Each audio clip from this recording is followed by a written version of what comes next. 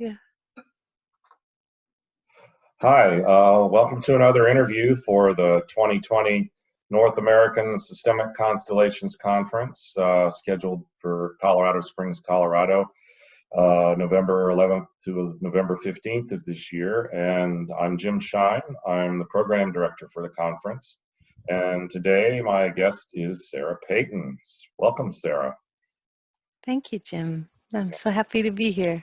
Yeah, and you are one of our keynote speakers. You'll be giving a keynote as well as a workshop, and we'll ask questions about that later. But first, I wanted to ask you, how you got into constellations, what your history is in the field, and why it's a passion for you, and all that. So. I stumbled across constellations in a moment where I had no idea what was going on. I was just sort of stopping in somewhere, and I was called in as an ancestor, like 4 generations back or 5 generations back from the client. And I stood there peering over the shoulders of my descendants, and I just felt so much love. And I was like, oh my God. I mean, even thinking of it now, I tear up. I was like, what the heck is going on here? So I became extremely intrigued. And I live in Portland, or live close to Portland, Oregon, where Jane Peterson has her practice. She's south of Portland now. And I found her and started to learn and study with her, and just found the work extraordinary, and started coming to the ISCA conference. It was the ISCA intensive at that time in Burn Reed, and came for many years there, and started to integrate, as I always do, because I'm a sort of, you know how there are some children who see something mechanical and they want to take it apart. So I see something cool happening in the brain and I want to take it apart. So I began the integration of relational neuroscience and constellation work, which I find very rich and continue to find very rich. Mm-hmm. Yeah.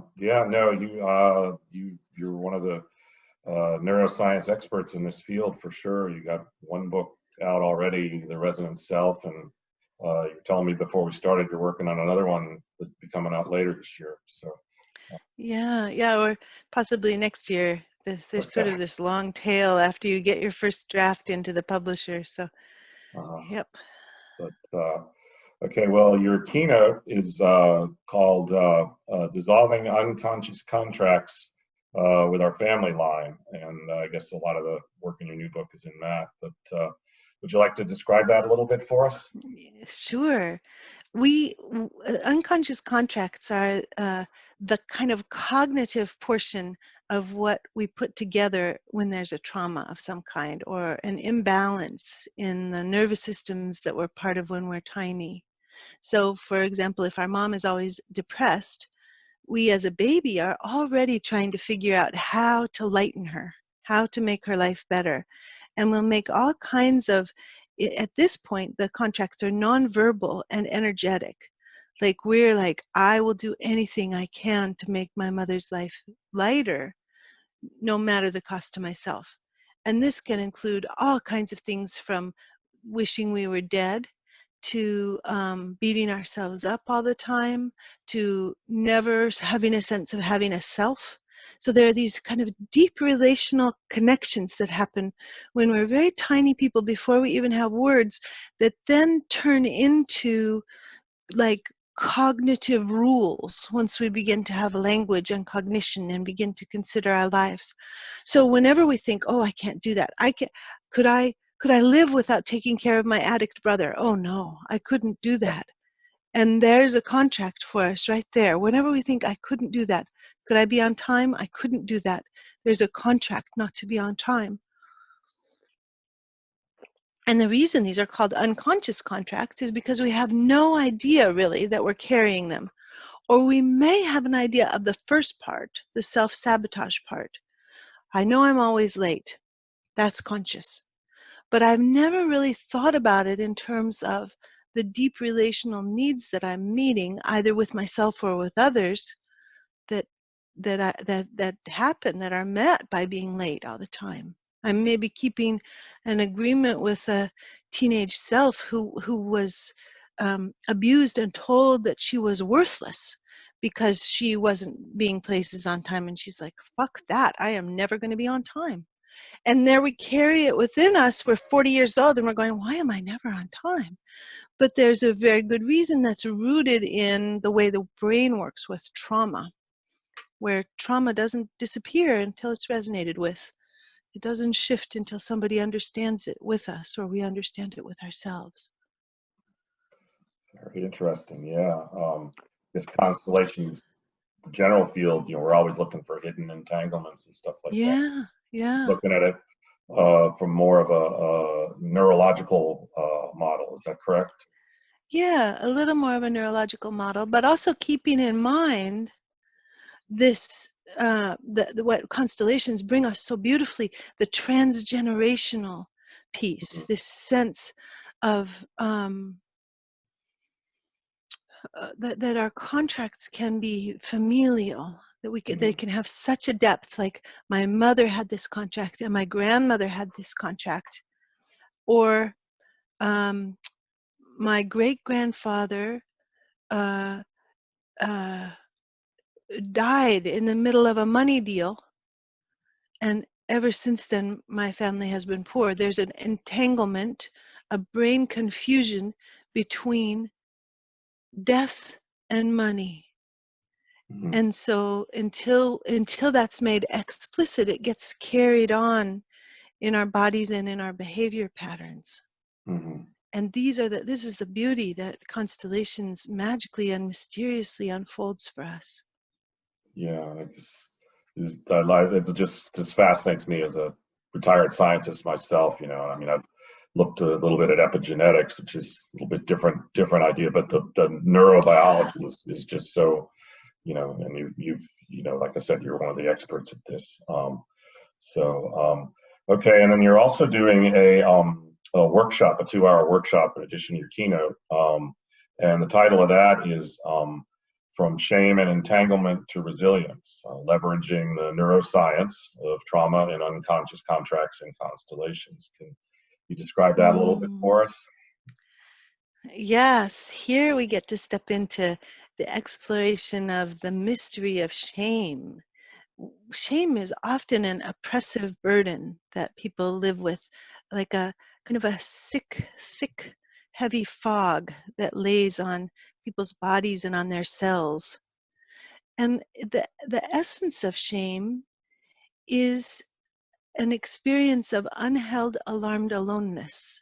In some way, we were too alone in a horrifying moment, for example, of public humiliation or of ridicule or of a constant experience in homes that rely heavily on contempt for regulation, then our little bodies are always under the burden of contempt, which is so palpable that we can tell when people have contempt in their voices within like 10 microseconds. I mean, it's a very small amount of time.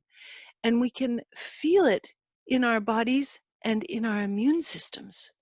People that are having to live in atmospheres where they're held with contempt have wounds that heal fully 3 days later than people who are living in atmospheres where there's warmth and support. Wow. People who are, spouses who have to live with contemptuous partners are sick for 3 days longer with colds and flus because their immune system is compromised by the presence of contempt. And contempt is such a common regulator in our world. It's a way to keep people down, to keep people from being exuberant, to keep people from being proud, to keep people from being satisfied. It has components that come directly from Puritanism and from some ideas about God and how we're supposed to be humble with God. So it's kind of embedded in the WASP culture, but it's also embedded in the Catholic culture because the Catholics have this sense of original sin, which is carried in all the cells as a sense of not being enough for an entire for an entire world of people, the very foundation of the religion is the idea that we are not enough. This is an oppressive burden. And I think this is part of the reason that Marx was so opposed to religion and said religion is the opiate of the masses, because it not just kind of palliates systemic injustice by making hierarchy a good thing. It also creates an embodiment in the bodies that live with it of this burden that is a neurobiological burden that impacts well-being.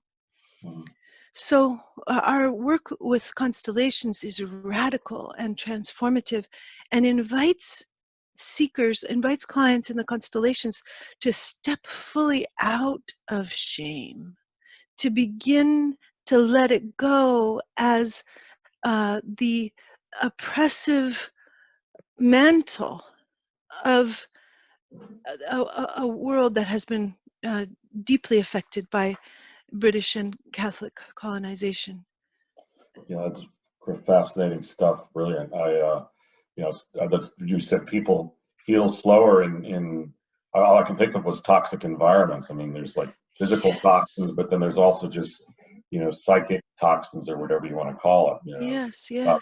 Poisonous atmospheres. It can be at a, it doesn't have to be the chemicals. It can just be, the interactions of people.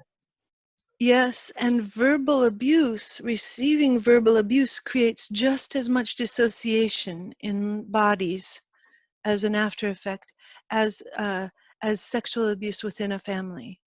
Mm-hmm. So we've always thought, oh, dissociation, sexual abuse. No, verbal abuse takes it out of little brains, takes it right out of them, takes the stuffing out of them. Well, it's bad programming. So, okay. Very, very. Yeah. So, okay, great. No, this stuff fascinates me. It really triggers my scientific side. Known you for years. You're great. But Yeah. is there anything else you want to add that we haven't, gone over? Anything else you want to add about your thoughts just or any of the that stuff? I feel a deep excitement about the theme this year, and the road that we're on toward getting to be together. So I love this community and love being in it, and I'm so grateful to have found it. It almost brings me to tears. Yeah, I think I feel that way. I think a lot of us do, and it's strange times this year, but we'll have the conference in one form or another. It will all work out. So, okay, thank you so much, Sarah, for. Thank you so much, Jim. Okay.